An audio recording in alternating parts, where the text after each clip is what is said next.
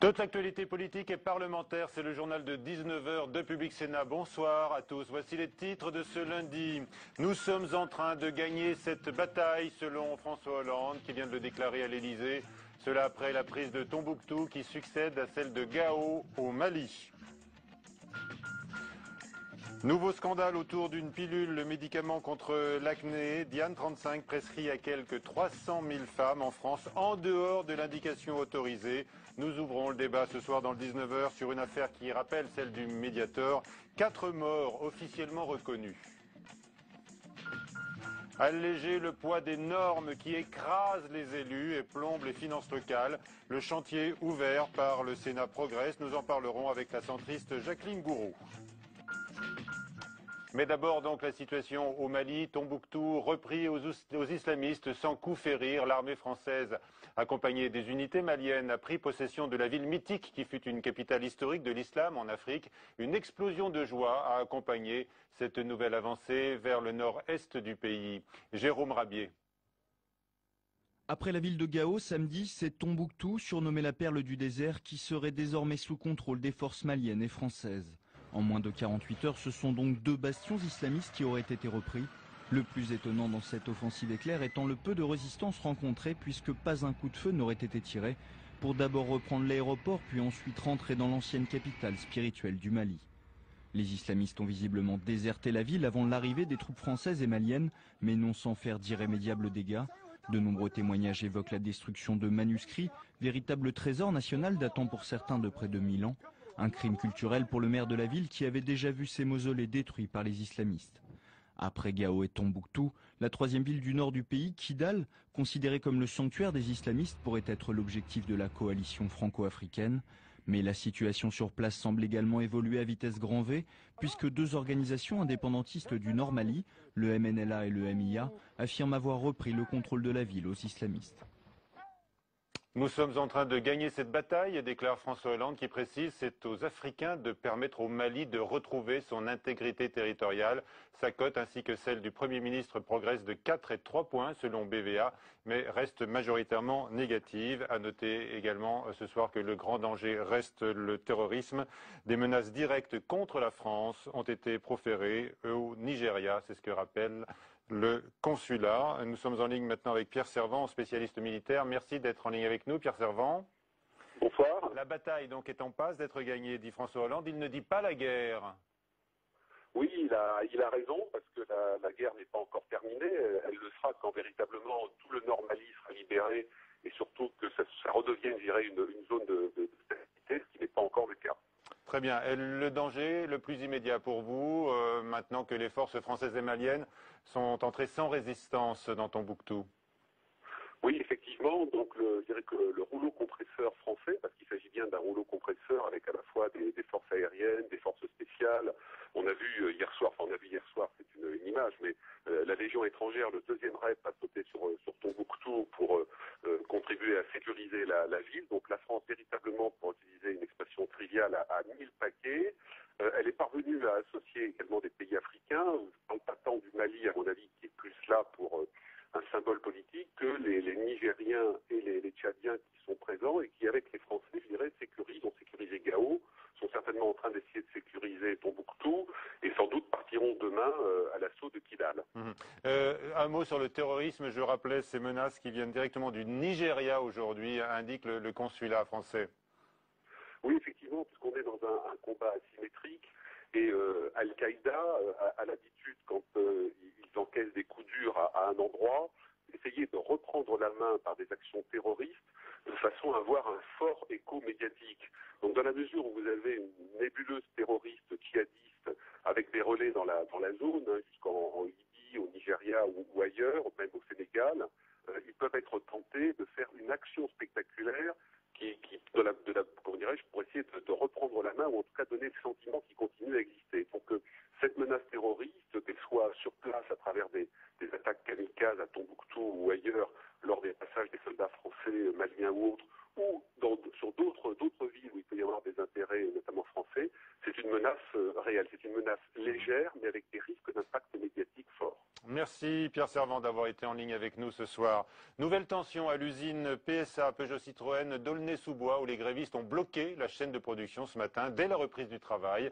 Après 10 jours d'arrêt, l'usine doit fermer l'an prochain dans le cadre du plan de restructuration du constructeur automobile qui prévoit 8000 suppressions d'emplois. Le débat sur la France en faillite, relancé par Michel Sapin, l'expression de François Fillon, a été reprise en effet ce week-end par le ministre du Travail qui a vite tenté ensuite d'amoindrir la portée de ses propos. Cécile Sixou. Laisser un État totalement en faillite. Faillite, Michel Sapin a lâché le mot sur Radio J hier, mais précision faite quelques heures plus tard, le ministre du Travail aurait juste ironisé sur une formule déjà utilisée en 2007 par François Fillon. Je suis à la tête d'un État qui est en situation de faillite sur le plan financier. Malgré le tir rectifié chez les communistes, on doute. J'ose espérer que sa langue a fourché, comme on dit, mais j'ai un peu de doute. J'espère qu'il n'a pas voulu dire par là qu'il fallait absolument réduire les dépenses publiques et sabrer un peu dans les services publics français. Au sein de la majorité, on tente d'éteindre l'incendie, un peu gêné. La faillite, il n'y a plus rien à faire. Hein. On est à vendre et c'est pas du tout ce qu'a exprimé Michel Sapin. Michel Sapin est dans l'action positive et il pense qu'on peut rebondir, mais si on arrête de faire semblant. À droite, en revanche, on applaudit le réalisme de Michel Sapin. C'est tout à l'honneur de M. Sapin d'avoir utilisé ce mot, car il a dit ce que beaucoup de Français pensent, surtout dans le milieu politique. Nous vivons au-dessus de nos moyens. Il y a un moment donné où ça ne peut plus durer. En 2007, François Fillon avait assumé le mot faillite. En 2013, Michel Sapin souhaite surtout éviter que cela lui colle à la peau. La question du nouvelobs.com, pensez-vous que l'État est en faillite? Oui, dites-vous, à 55%, non à 44%, et vous êtes près de 1000 votants. Le gouvernement qui s'attaque à l'un des déficits qui plombent les comptes de la nation, le déficit de la branche famille de la sécurité sociale, c'est-à-dire de l'ensemble des prestations qui sont versées aux familles. Un trou de 2,6 milliards d'euros prévu cette année. Des mesures de redressement s'imposent, prévient Jean-Marc Ayrault, qui promet une réforme guidée par le souci de l'équité et de l'efficacité. S'achemine-t-on vers un nouveau scandale sanitaire similaire à celui du Mediator? Une fois de plus, on découvre qu'un médicament a été détourné de son usage premier. Cette fois, il s'agit d'un traitement contre l'acné, mais plus largement prescrit comme contraceptif, le Diane 35, à qui 4 décès sont imputables. Les autorités sanitaires sont interpellées. À nouveau, Mathilde Bélanger. Son nom vient s'ajouter à la liste des pilules montrées du doigt par l'Agence française du médicament. Pourtant, Diane 35 n'est pas à proprement parler une pilule contraceptive. C'est un traitement contre l'acné, souvent détourné de son usage initial. Une ambiguïté que les gynécologues veulent aujourd'hui lever. La Diane 35 n'est pas une contraception en tant que telle, parce qu'en fait, l'autorisation de mise sur le marché, ce qu'on appelle l'AMM, n'a pas été faite en tant que contraception, mais en tant que traitement de l'acné. Mais effectivement, comme elle inhibe aussi de l'axe hypothalamo-hypophysaire, on s'en sert comme contraceptif. Quand on prend une pilule, c'est pour un effet contraceptif, c'est pas pour un effet anti-acné. C'est-à-dire, c'est je ne veux pas être enceinte. Et si on la prend dans cet objectif-là, c'est vrai que Diane 35, c'est pas la meilleure des pilules. Un avis partagé par l'Agence du médicament qui demande de ne plus prescrire ce traitement hors de son usage initial. Car Diane 35 présente un risque accru de thrombose veineuse, le même risque que celui dénoncé pour les pilules de 3e et 4e génération. Pour les gynécologues, il n'y a toutefois pas lieu de paniquer, il faut bien discuter avec son médecin pour évaluer les facteurs de risque. Toute pilule a un risque thromboembolique. Donc on ne prend plus des pilules pour des causes esthétiques. Acné, cheveux, ou j'ai mal au ventre et tout, il vaut mieux éviter. Il y a d'autres traitements aujourd'hui en 2013. Et si on doit prendre une pilule, c'est vraiment parce qu'on a besoin d'une contraception et le risque, il est infime par rapport au risque d'un avortement ou d'une grossesse non désirée. L'Agence du médicament rendra un rapport la semaine prochaine sur le cas de Diane 35. De son côté, le laboratoire Bayer répond que les risques ont toujours été connus et clairement indiqués.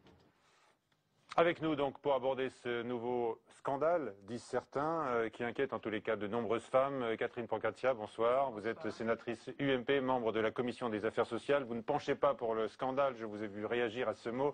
À vos côtés, Daniel Assoun, vous êtes gynécologue, obstétricienne, merci d'être avec nous. Et nous sommes également en présence de Maître Michel Char, bonsoir. Vous êtes avocat de plusieurs victimes Combien de femmes ont frappé à votre cabinet? Actuellement, on en a une petite quinzaine, dont 3 avec des AVC assez importants et une 4e qui semblerait avoir des problèmes de perte de cheveux. Pour les autres qui ont frappé à notre porte, ce sont principalement des personnes inquiètes et qu'il faut plus rassurer que traiter dans le cadre de procédures. Très bien. Alors, ces dames sont venues chez vous. Est-ce qu'elles étaient informées de la nature de la pilule qu'on leur a administrée peut-être pendant des années? Non, pour celles qui nous ont consultées, essentiellement, je dis bien essentiellement, sinon exclusivement, on leur a effectivement parlé de pilules. Hein, c'est la pilule de la Diane 35. Alors, certaines jeunes qui sont donc allées avec leur maman voir leur médecin gynécologue ont eu des problèmes d'acné, certainement, puisqu'elles en ont parlé, et le médecin a proposé de faire un doublon entre le problème du traitement de l'acné avec un problème de pilules, donc contraceptives. Mais voilà. D'autres n'étaient pas du tout au courant qu'on leur faisait prendre un médicament contre l'acné. Absolument pas. Très bien. Alors, docteur, j'ai envie de vous demander, comment est-ce possible que l'on administre à des patientes une pilule qui en fait est un médicament contre l'acné et qui, c'est très important de le souligner à ce moment-là, c'est là que peut-être le terme scandale peut être évoqué, une pilule qui n'a pas été officiellement autorisée à être diffusée comme telle auprès des patientes. Hein. L'autorisation de mise sur le marché ne concernait que le médicament contre l'acné. Oui, alors en fait l'histoire est effectivement complexe parce qu'il se trouve que ce produit est aussi contraceptif. Donc voilà, il se trouve que le laboratoire n'a effectivement, et nous le savions, c'est vrai, jamais voulu, pour des raisons qui les regardent, jamais, je serais assez curieuse de savoir lesquelles d'ailleurs moi-même, jamais voulu demander une autorisation de mise sur le marché pour contraception, alors que nous savons que le produit qui est contenu fait contraception parce qu'il bloque effectivement l'ovaire, l'hypothalamus, l'hypophyse. Donc en fait c'est contraceptif et souvent ce qui s'est passé c'est effectivement ce que vous disiez monsieur, c'est que on associe les deux, c'est-à-dire on ne donne jamais cette pilule s'il n'y avait pas une autre indication qui était ah non, alors vraiment jamais. Mais alors comment se fait-il que des patientes prennent ce médicament sans savoir qu'elles traitent l'acné? Là c'est bizarre. Alors là le problème c'est souvent plus complexe que ça, c'est que voilà, vous avez une jeune femme qui vient, elle a de l'acné, elle a une pilosité, vous lui prescrivez par exemple Diane, effectivement. Et après, peut-être par paresse ou peut-être par méconnaissance, je ne sais, eh bien, certains médecins represcrivent effectivement cette pilule-là, alors que finalement, le problème initial de l'acné ou de la pilosité n'est plus en avant, n'est plus là véritablement et n'est plus un réel problème. Et là, c'est vrai que nous devons changer à ce moment-là notre prescription. Et que probablement, très souvent, ce qui s'est passé, c'est que ça a été poursuivi. Alors, sans tenir compte, effectivement. Sans suffisamment de vigilance. Sans suffisamment de vigilance. Donc, avec de la part de vos collègues, de la négligence. Alors, je ne me permettrai pas de dire que mes collègues sont négligents. Manque de vigilance, dites-vous. C'est un problème complexe, si vous voulez, parce que vous savez, on est tellement attaché aussi à ce que ces jeunes femmes aient une contraception qui fonctionne, que quand on voit qu'une jeune femme a une contraception qui marche, c'est vrai pour Diane, c'est vrai pour les 3e et 4e générations, eh bien, on n'a pas ce réflexe peut-être de les changer pour une 2e génération, mais on se dit voilà, quelque chose qui marche, elle est bien avec cette pilule, du coup elle est bien protégée d'une grossesse non prévue, ce qui est quand même notre premier objectif, alors on poursuit. Je trouve que l'intérêt... Vous enlevez tous les arguments, par exemple, de l'avocat qui se trouve en face de vous et qui est chargé de défendre ces femmes. Je ne peux pas jouer les contre-avocats. Parce qu'en réalité, si vous permettez... Merci. Si vous permettez, pas tout à fait, parce qu'en réalité, le médecin qui prescrit une pilule Diane 35 comme moyen de contraception sort du MMA.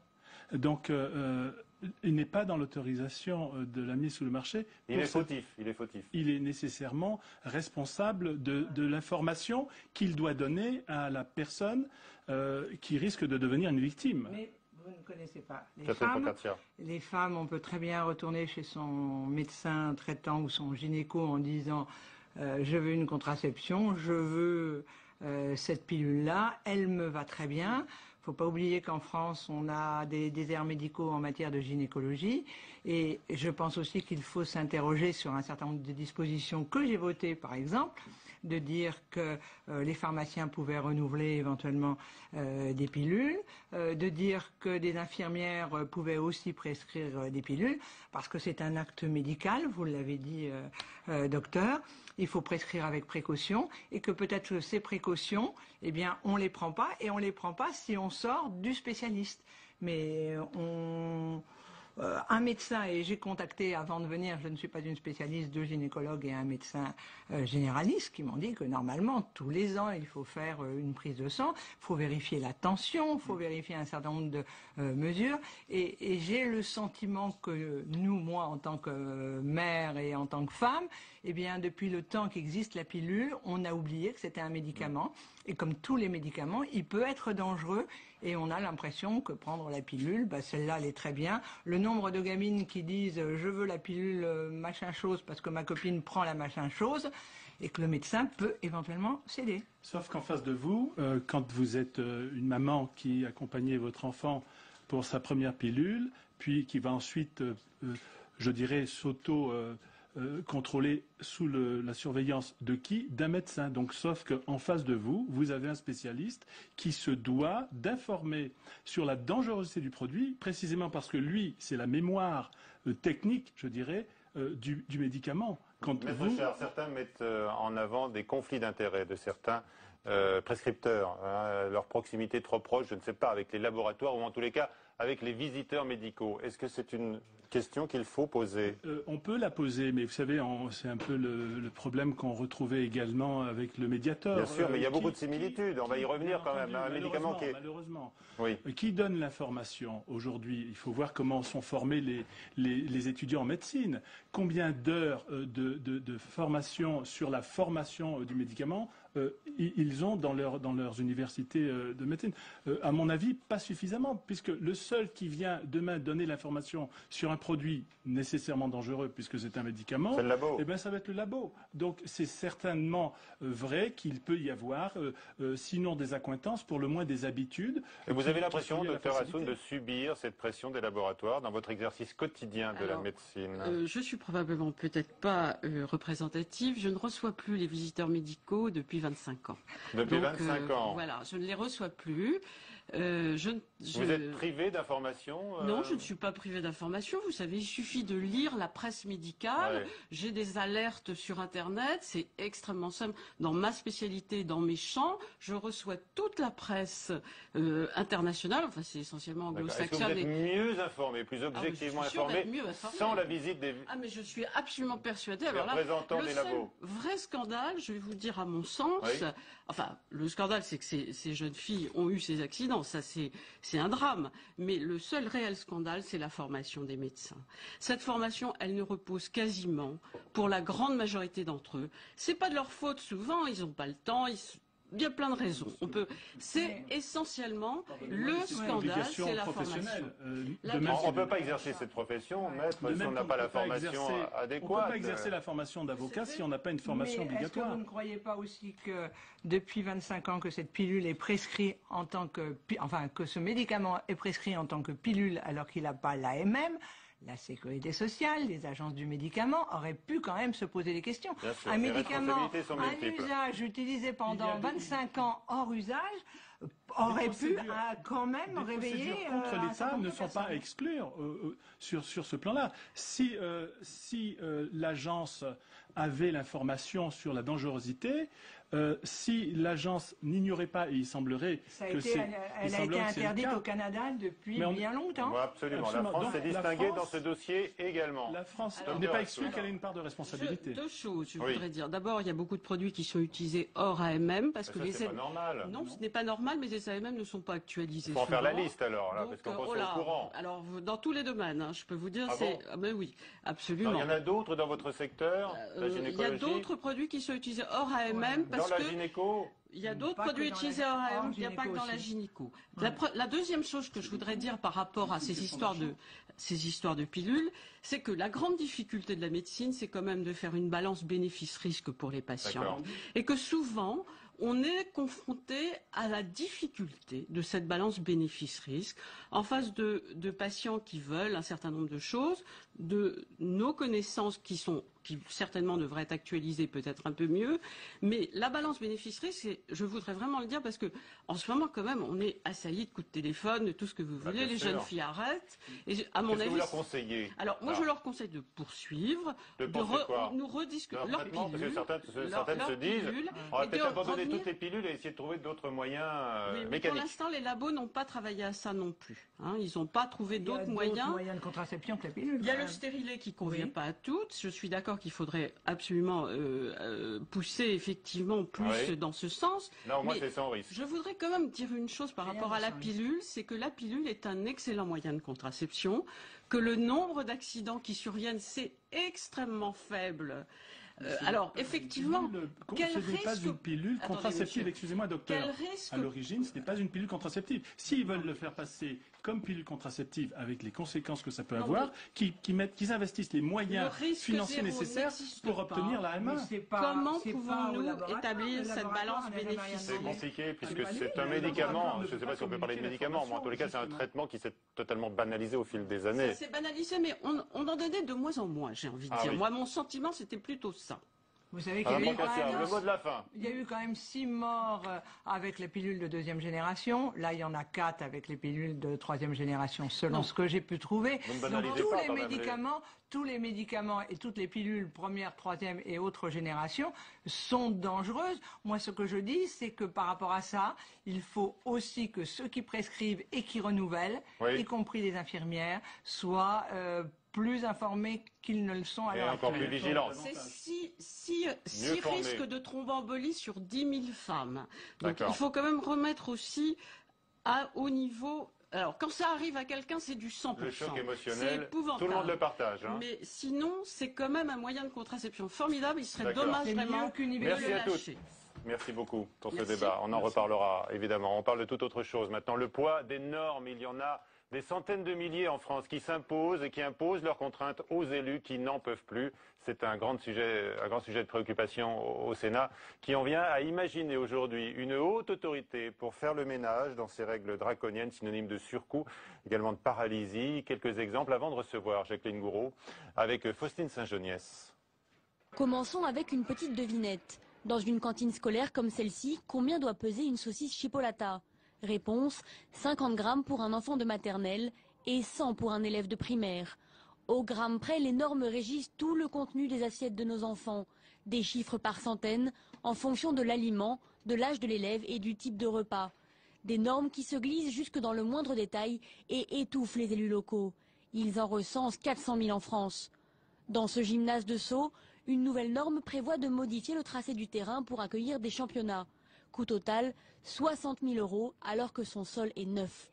Le ministère délègue aux fédérations sportives le soin de fixer les normes en matière d'équipement, ce qui agace le maire. Ces fédérations, c'est pas elles qui payent, ce sont les collectivités. Donc elles disent tiens, ça c'est pas bien, on va changer parce que le mode de jeu a changé et que donc pour l'intérêt du match, il vaudrait mieux changer telle ou telle distance. Sans se rendre compte que derrière, le coût de ces mises aux normes va reposer sur les collectivités territoriales et donc sur les contribuables locaux. En 2010, la facture des collectivités a atteint 580 millions d'euros. Les élus locaux font donc la chasse aux normes les plus absurdes. On peut citer par exemple l'interdiction pour les femmes de porter le pantalon à Paris, une ordonnance qui date de 1800 et n'a jamais été abrogée, une norme qui heureusement ne coûte rien. Et avec nous donc Jacqueline Gouraud, sénatrice centriste du Loir-et-Cher. Bonsoir. Bonsoir. Merci d'être avec nous. Alors on se pince là quand même. Le poids de la chipot selon l'âge de l'enfant qui fréquente la cantine scolaire. Hein. C'est ridicule.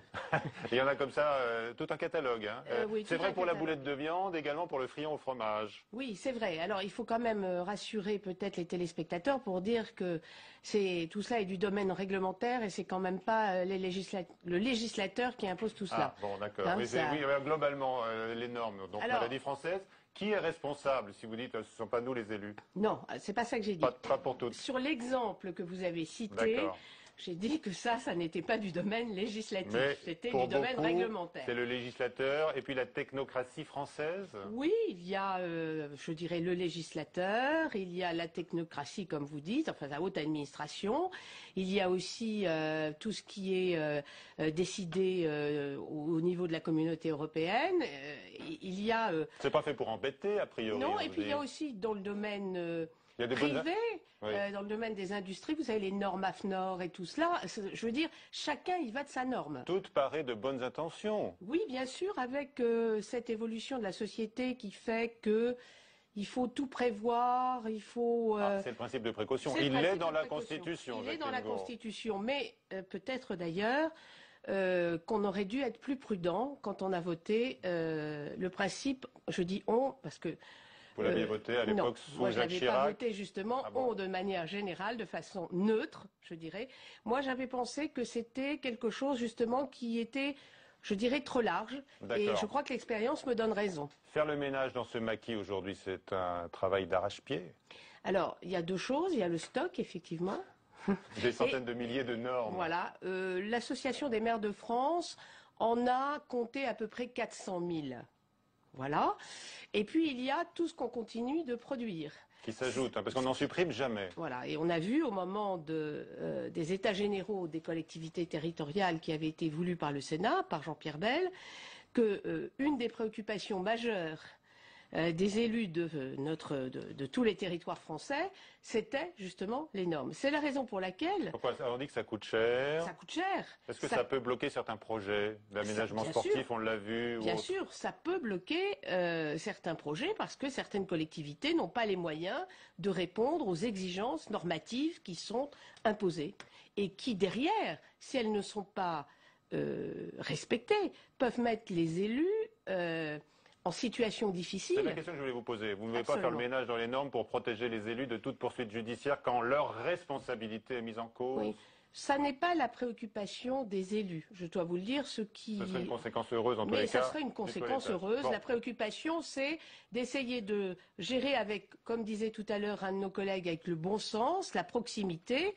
Je peux prendre des exemples qui sont absolument remarquables et tout à fait stupéfiants. Par exemple, une église, pour entrer dedans, il y a des marches. Bon, mais sur le côté, il y a une porte latérale qui est à niveau.